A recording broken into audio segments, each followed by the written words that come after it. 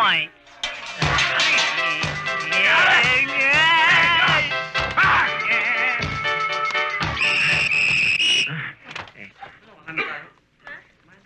Ayos! Nasample na natin yung kapalit ni Miss Gomez. Hahay! Pero Chong, medyo delicate yung susunod na bibiktimahin natin. Kasi, ang laki-laki niya. Tsaka, mukhang hindi magpapahuli ng buhay. Nasindak ka na naman, pare. Mabuti na yun, pare. At least, dilat yung mga mata natin pag sinagupa natin siya. Ba, mahirap na. Sa bagay, tama si Maxie. Kayang-kaya tayo pagbali-bagan nung si Mr. Kubangbang. Kailan ba natin naging problema yan? Let's decide kung anong gagawin natin sa kanya. Ang problema nga, baka magwala eh. Baka laki noon, Chong. Di pag tinira natin, wag na natin iwan ng buhay, di ba? Para hindi na makaganti. Wow, bayaw. Bang klase ah. Iba ako, Chong eh. Ay, naku. Kawawa ka naman. Sinabi ko na nga ba eh. Alam mo, yung mga estudyante dyan, talagang napaka-notorious. You meaning the class are wanted by the police? Wanted by the police? You say notorious, criminals, right? Ay, hindi naman. Ang ibig ko sabihin eh, pilyo lang ang mga estudyante sa section na yan. Alam mo kung ano nangyari dyan sa... Kay Miss Gomez ba? Yung teacher.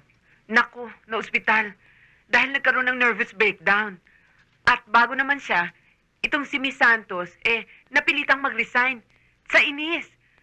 Tapos yung history teacher naman, nakunan. That's bad! That's bad! The kid's dropping for maybe the next president of this Philippine island. But now, no more. Si Miss Ticari. Teka, sandali lang. Mr. Santillan ng lalaki naman. That's more bother. How can he miss Ticari? Yun na nga ang ibig ko sabihin.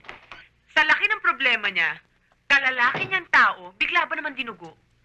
Kaya, ang ibig ko sabihin, kung maaari lang mag-iingat ka sana sa mga estudyante doon dahil talagang mga... Ay, That's why I like you eh. You caring for my humble me. humble me? Ang ibig ko sabihin inaalala mo ang aba kong pagkatao. My gosh!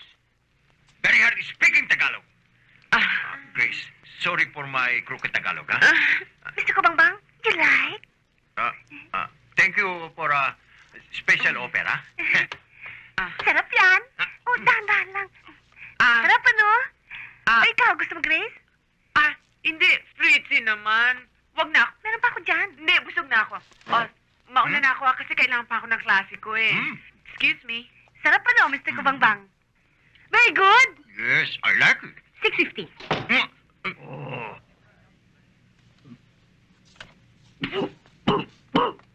Of course you understand that this is only temporary, no?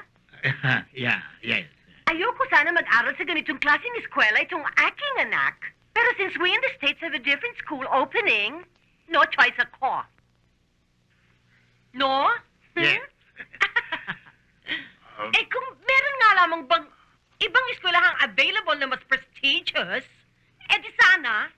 But for the time being, pwede na rin pagtyagaan ito, no? Right? Yes, Mrs. Reyes. Kaya lang Good. So we understand each other. Hindi ko na kailangan pang tawagan si Carlitos, right? Oh, no need, Mrs. Reyes. Kaya lang... I understand si Carlitos na aking best friend na aking kababata ang nagpapasweldo sa'yo, right? That's right. That's right, Mrs. Reyes. But... Entonces, después, therefore, ayaw mo naman sigurong mawalan ng trabaho, right? Oh, no. Of course not. Ay, kung gayon ay, dito na papasok si Agnes, right? Dito na papasok si Agnes.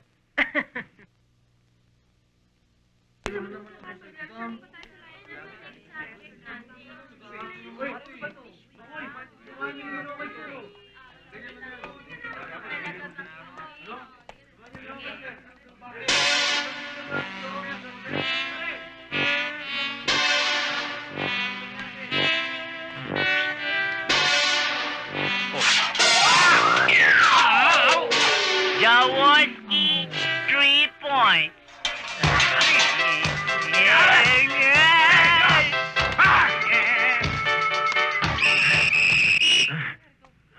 Pook batayan. Makiisa ka, kabayan. Doon ka, dito ako. Okay? Makisama ka. Okay. Go!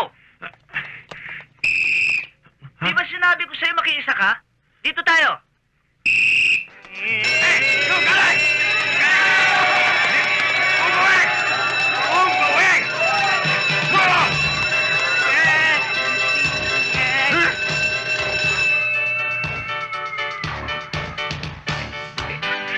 Anong sabi? Aray ko!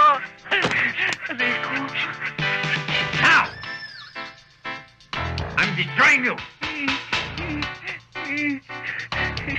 Yabang-yabang mo, porke malaki ka. Kinakaya mo ako, porke maliit ako.